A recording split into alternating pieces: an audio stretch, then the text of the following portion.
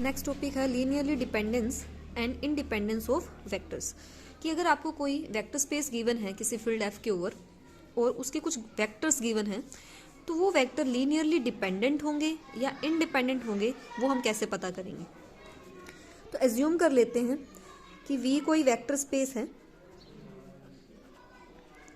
किसी field F के over, और V1, V2, Vn ये क्या है, n वेक्टर्स हैं इस वेक्टर स्पेस V के।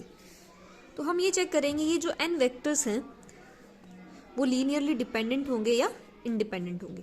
तो इसके लिए हमें सबसे पहले इनका क्या करना होगा, लीनियर कॉम्बिनेशन कंसीडर करना होगा। और लीनियर कॉम्बिनेशन किसके इक्वल रखेंगे हम, 0 के इक्वल। तो कंसीडर कर लेते हैं इनका लीनियर कॉम्बिनेशन जो हम 0 के इक्वल रखेंगे।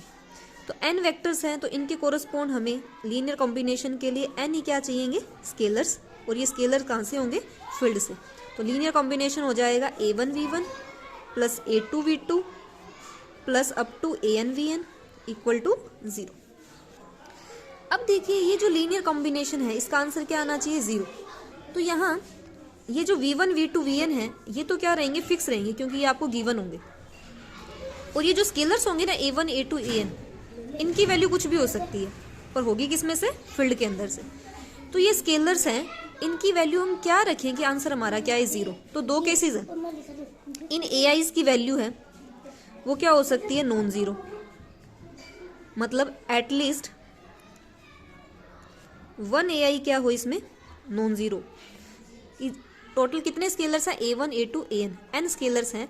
इन n स्केलर में से हो सकता है कि कम से कम एक स्केलर तो क्या हो, 0 ना हो। या फिर पॉसिबिलिटी ये हो सकती है कि सारे के सारे AIs हैं वो क्या हो, 0 हो। मीन a1 a2 an इन सभी की वैल्यू क्या आ जाए, 0। तो दो पॉसिबिलिटीज है, और इन्हीं दो पॉसिबिलिटीज के बेसिस पे हम ये बताएंगे कि जो n वेक्टर्स हैं वो लीनियरली डिपेंडेंट होंगे या इंडिपेंडेंट होंगे। तो हमें इनमें से कौन सा आंसर चूज करना है। तो सबसे पहले हम क्या कोशिश करेंगे, ये ऊपर वाला आंसर ढूंढने की, कि इन AIs के अंदर या n जो स्केलर्स हैं इनमें कम से कम एक स्केलर तो हम नॉन जीरो लें कि आंसर फिर भी हमारा टोटल क्या आ जाए, 0। तब तो ये n vectors v1 v2 vn ये क्या हो जाएंगे, लीनियरली डिपेंडेंट। पर आपको अगर आंसर 0 लाना है, पर इन a1 a2 an की वैल्यू कोई भी एक वैल्यू नॉन जीरो लेने पर आंसर 0 नहीं आता, तो हमारे पास लास्ट ऑप्शन क्या बचेगा कि हम a1 a2 an की वैल्यू क्या रख दें, 0। तो सेकंड केस में क्या होगा कि सभी जो स्केलर्स हैं इनकी वैल्यू अगर हम 0 लें तब हमारा आंसर क्या आएगा, 0। तो उस केस के अंदर ये जो v1 v2 vn n जो वेक्टर्स हैं वो क्या हो जाएंगे, लीनियरली इंडिपेंडेंट।